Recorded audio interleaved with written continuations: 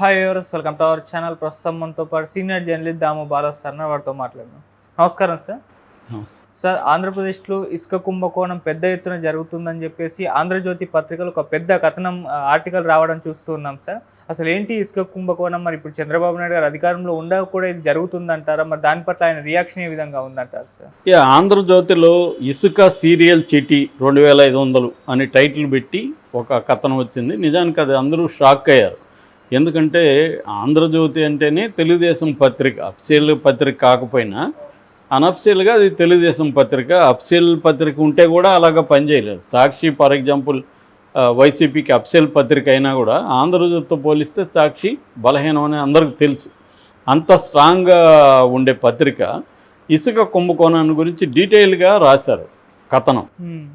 So ఆ కథనం ఏందని చూస్తే వాళ్ళు రాసింది ఎక్కడంటే తెనాలి దగ్గర కొల్లిపర మండలంలో ముల్లంగి అనే గ్రామంలో జరుగుతున్న ఇసుక కుంభకోణం గురించి డీటెయిల్గా రాశారు. ఆ కుంభకోణం ఏంటంటే ఇసుక మామూలుగా ట్రాక్టర్లలో, తర్వాత 10 టన్నుల లారీలలో, 20 టన్నుల లారీలలో తీసుకెళ్తారు. అంటే 6 చక్రాల లారీ, 10 చక్రాల లారీ.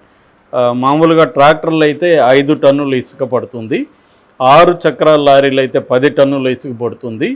10 చక్రాల లారీలు అయితే 20 టన్నుల ఇసుక పడుతుంది. ఒక్కొక్క మామూలుగా అయితే ఇసుక అనేది కంప్లీట్లీ ఫ్రీ అంటే అర్థం ఏంటి?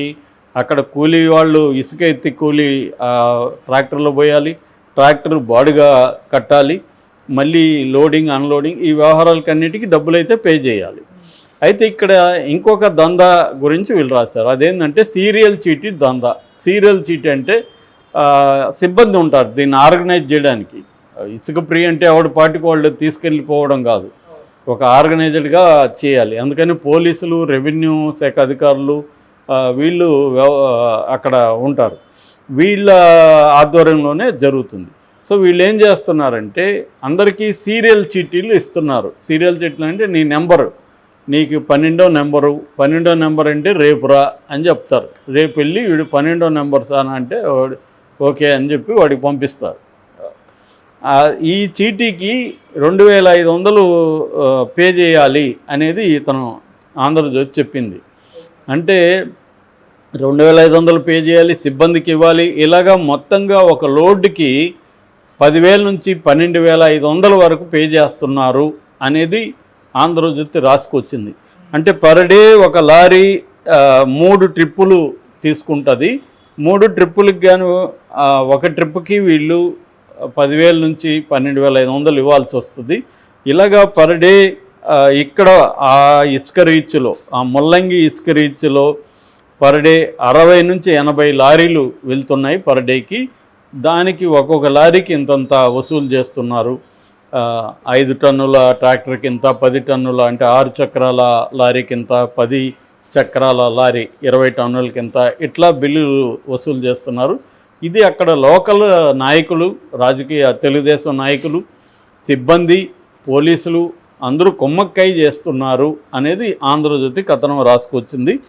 మొన్న ఇలాగా చేస్తుంటే ఆయన నాదెండ్ల మనోహర్ వస్తున్నాడని వార్త రాగానే గబగబా అందరికీ ఇచ్చేశారు, లోడ్ పంపించేశారు, ఖాళీ చేసేసారు. దాదాపు 90 లారీలు 12 గంటల లోపల, మధ్యాహ్నం 12 గంటల లోపల 90 లారీలు క్లియర్ చేసేసారు. మామూలుగా అయితే అట్లా ఉండదు. సో డబ్బులు ఇచ్చిన వాడికేమో వితిన్ 1 అవర్లో వాడికి డెలివరీ పంపించేస్తారు. డబ్బులు ఇకపోతే మాత్రం 3 రోజులు, 4 రోజులు, 5 రోజులు ఇలా తెప్పిస్తూ ఉంటారు. ఇది జరుగుతూ ఉంది పెద్ద ఎత్తున కుంభకోణం అనేది చెప్పారు. అంటే వీళ్ళు ప్రభుత్వాన్ని ఏమి అనలేదు ఆంధ్రజ్యోతి. ప్రభుత్వం చేస్తున్న పని కాదు ఇది, లోకల్ నాయకులు చేస్తున్న పని అనేది ప్రధానంగా రాసింది. ఇది నిజానికి ఆంధ్రజ్యోతిని మనం అప్రిషియేట్ చేయాలి. వాళ్ళు సపోర్ట్ చేసే ప్రభుత్వం అయినా కూడా ఆ ప్రభుత్వంలో కింది స్థాయిలో ఎట్లా జరుగుతుంది అనేది రాయడం ద్వారా చంద్రబాబు లాంటి వాళ్ళ దృష్టికి ఇది వెళ్తుంది.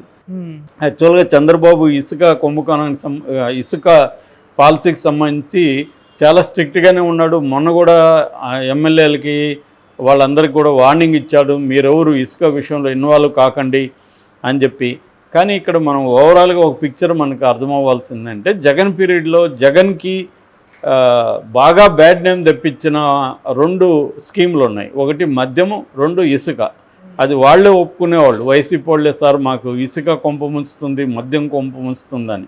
ఎందుకంటే మద్యం అనేది పిచ్చి పిచ్చి బ్రాండ్లంతా చేసి దానికి రేట్లు బాది, డబ్బులు త్రిబుల్ బాది, దాంట్లో విరక్తి, జీవితం మీద విరక్తి వచ్చే విధంగా చేశాడు జగన్. రెండవది ఇసుక గవర్నమెంట్కి డబ్బులు వచ్చే దానికోసం, ఎందుకంటే రెవెన్యూ కావాలని అంతకుముందు తెలుగుదేశం పెట్టిన ఉచిత ఇసుక విధానాన్ని రద్దు చేసి కాంట్రాక్టులకు ఇచ్చేసి, దాంతో అక్కడ లోకల్ లీడర్లు పెద్ద ఎత్తున ఎంటర్ అయిపోయి ఇసుక దొరకకుండా స్కార్సిటీ వచ్చి గందరగోళం క్రియేట్ అయింది ఇసుక పాలసీ. ఇప్పుడు తెలుగుదేశం వాళ్ళు మళ్ళీ ముందు వాళ్ళ 2014-19లో ఏ విధానం ఉండిందో అదే విధానం, ఇసుక ఫ్రీ విధానం, దాన్ని పెట్టారు. అయితే ఇక్కడ కూడా మొన్న ఎవరో తెలుగుదేశం వాళ్ళే చెప్తున్నారు, సార్ మా ప్రభుత్వంలో కూడా కుమ్మేస్తున్నారు సార్ కింది స్థాయిలో నాయకులు, చంద్రబాబు దీన్ని కంట్రోల్ చేసే పరిస్థితి కూడా ఏమీ కనిపించట్లేదు అని ఒక ఎగ్జాంపుల్ చెప్పారు. అదేంటంటే వైసీపీ ప్రభుత్వంలో చివరి రోజుల్లో లోడ్ చేసి లారీలు లోడ్ చేసి పెట్టేశారు, వాళ్ళ ప్రభుత్వం కూలిపోయింది. ఈ ప్రభుత్వం రాగానే అక్కడ నాయకులంతా వితిన్ 2-3 డేస్లో మొత్తం అమ్మేసుకున్నారు సార్ అని చెప్తున్నారు.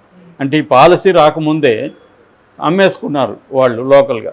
మామూలుగా ఇసుక కుంభకోణం అనేది ఎలా జరుగుతుంటుందో, లోకల్గా అధికార పార్టీ నాయకులు ఉంటారు, వాళ్ళు పర్ డేకి ఇంత, పర్ ట్రక్కి ఇంత ఇవ్వాలనేది ఫిక్స్ చేస్తారు రేట్లు. సో ఫిక్స్ చేసినప్పుడు అది రోజు మామూలుగా వెళ్ళిపోతుంటుంది. అందుకని రోజుకే కొన్ని లక్షలు సంపాదించే వాళ్ళు ఉంటారనమాట అక్కడ. సో ఇది మళ్ళీ ఇంటర్న్ అక్కడ ఉన్న స్థానిక మినిస్టర్లకి వాళ్ళకి పోయే పద్ధతిలో వెళ్తూ ఉంటుంది. ఇదంతా ఒక సిస్టమ్ జరుగుతూ ఉంటుంది.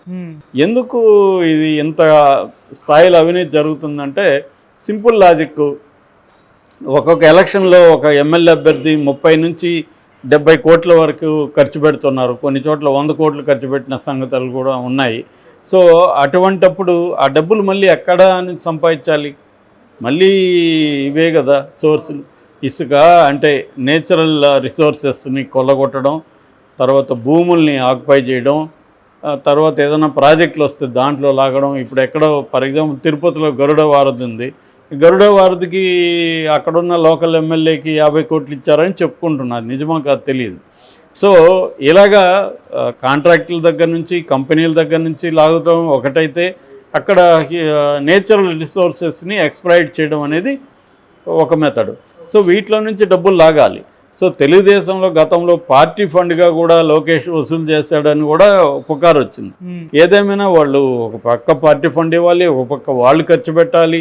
ఇన్ని చేసి ఫైనల్గా గెలిచిన తర్వాత సంపాదించుకోకపోతే ఎలా ఉంటుంది? కాబట్టి ఏ ప్రభుత్వం వచ్చినా, అది వైసీపీ, తెలుగుదేశమా, కాంగ్రెసా, బీజేపీనా, బీఆర్ఎస్ఆ, ఏ ప్రభుత్వం ఉన్నా కింది స్థాయిలో ఎమ్మెల్యేలు ఖర్చు పెడుతున్నారు, ఎంపీలు ఖర్చు పెడుతున్నారంటేనే వాళ్ళు వాళ్ళ నియోజకవర్గంలో రిసోర్సెస్ ఎంత ఉన్నాయి, మనం ఎంత సంపాదించుకోవచ్చు అని ఒక లెక్క లేకుండా ఖర్చు పెట్టరు. ఆ ప్లాన్తోనే వాళ్ళు ఖర్చు పెడతారు. ఇది మళ్ళీ తీసుకోవడమే. కాబట్టి చంద్రబాబు కంట్రోల్ చేస్తాడనేది ఉత్తుదే, ఆయన కంట్రోల్ చేయలేడు. ఊరికే పబ్లిక్ తెలిసే విధంగా చెప్పడం తప్ప ఆయన కంట్రోల్ చేయలేడు. 2014 నుంచి 19లో కూడా చంద్రబాబుతో ఇదే సమస్య, ఆయన కంట్రోల్ చేయలేకపోయాడు. జగన్ అయినంతే, జగన్ కూడా కంట్రోల్ చేయలేకపోయాడు. సో కాబట్టి ఏంటంటే ఎవరు కూడా కంట్రోల్ చేసే పరిస్థితి ఉండదు. అంతిమంగా గవర్నమెంట్స్ మారుతాయి తప్ప పేద ప్రజలకి ఈ ఇష్యూస్లో ఏమీ మార్పు రాదు. రాను పెరుగుతుంది దోపిడీ అనేది. ఎందుకంటే వనరుల దోపిడీ పెరుగుతున్నప్పుడు ఇంతకుముందు వచ్చే డబ్బులు సరిపోవట్లేదు. రెండోది ఓవరాల్గా కన్జ్యూమరిజం పెరిగినాక ఎంత డబ్బులు ఉన్నా మనిషికి సరిపోదు. ఇంతకుముందు ఎంత జీతం వస్తే చాలు అనుకున్నవాడికి ఇవాళ ఎంత నువ్వు 1 లక్ష ఇచ్చినా 2 లక్షలు ఇచ్చినా సరిపోదు. ఎందుకంటే దానికి తగిన ఖర్చులు కూడా ఆల్రెడీ వెయిట్ చేస్తుంటాయి. కాబట్టి అవినీతి అనేది ఏ ప్రభుత్వం ఆగదు.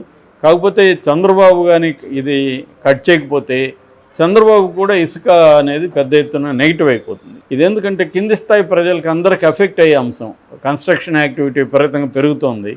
సో అందువల్ల ఇసుక కుంభకోణాన్ని కానీ అరికట్టకపోతే చంద్రబాబు కూడా జగన్ లాగే ఇబ్బందులు ఫేస్ చేయాల్సి ఉంటుంది. ఆ రకంగా ఆంధ్రజ్యోతి చంద్రబాబు మేలే చేసిందని చెప్పాలి ఇట్లాంటివి తీసుకొచ్చి. Thank you so much sir.